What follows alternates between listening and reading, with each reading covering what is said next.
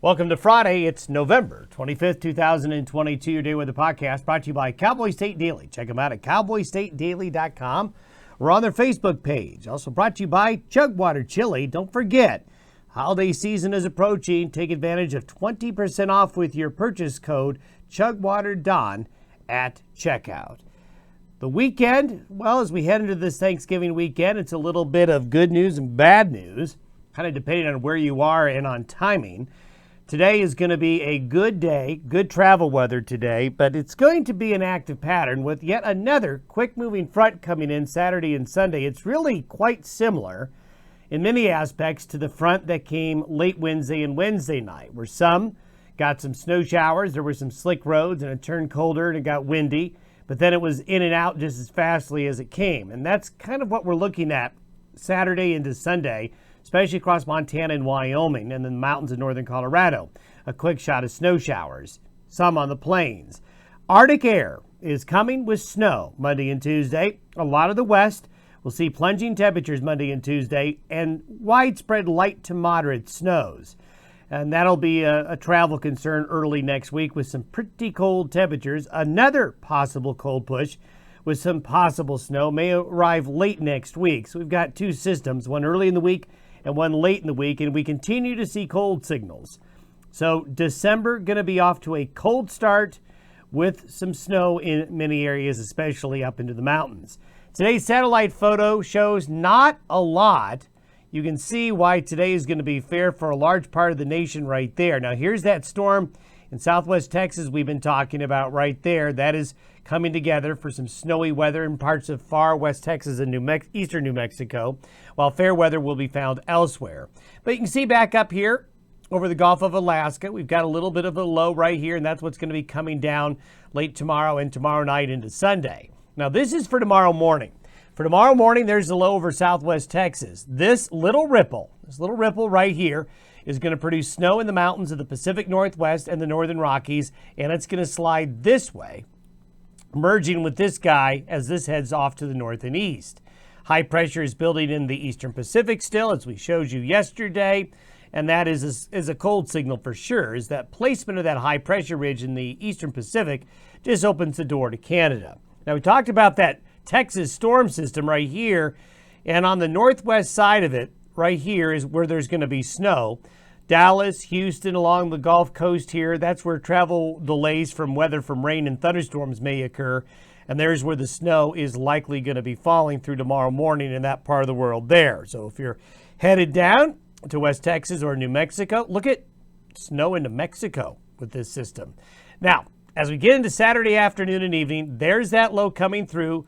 The Texas low begins to head northeast. The high pressure ridge continues to gain strength. So this little wave right here doesn't look like much, but it's just like the other one. Remember, patterns repeat.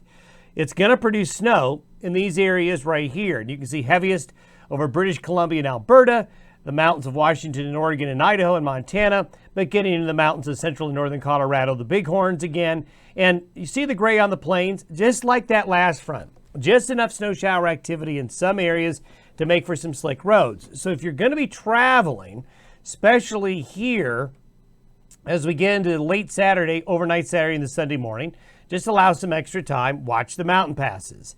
Then this is what it looks like on a nationwide basis through Sunday.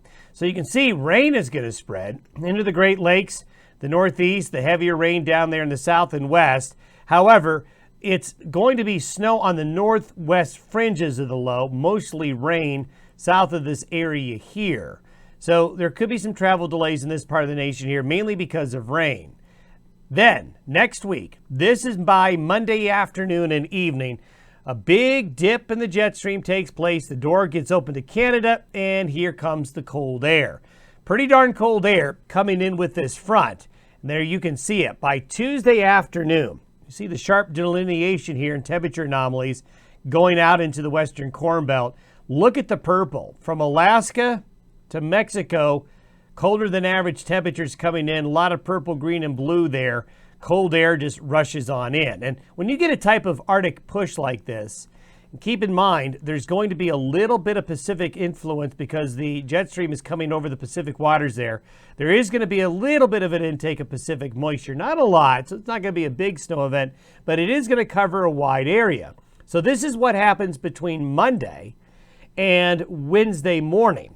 So you can see there's going to be, as the Arctic air comes in and the Pacific air overrides it, there's going to be an area here where there's going to be snowfall from the Pacific Northwest through the Central Rockies, then partly into the plains of South Dakota and Nebraska as well, into Minnesota.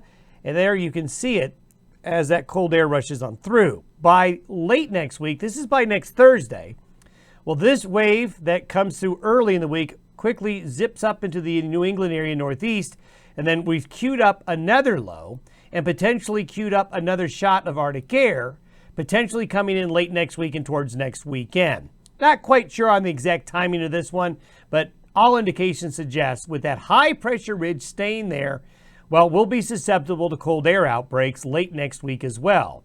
And the oscillations continue to be strongly in the negative phase. The Arctic oscillation through December 10th right here continues to be strongly in the negative phase. The Eastern Pacific oscillation, when you look at the average of all the models right here, continues to be strongly in the negative phase. So those cold signals continue to show for the beginning of December. And the North Atlantic oscillation, which is really important for Europe, central and eastern areas of the U.S., continues to be strongly in the negative phases as well. And until we see those change, we'll continue to be bullish, with December starting off for a lot of the central and west quite cold with some snows. And eventually that cold will expand more to the east. Have a great Friday. Have a great Thanksgiving weekend. If you're going to travel, watch out for those snow showers late Saturday and the Sunday, and that change in the weather back to cold, snowy conditions early next week.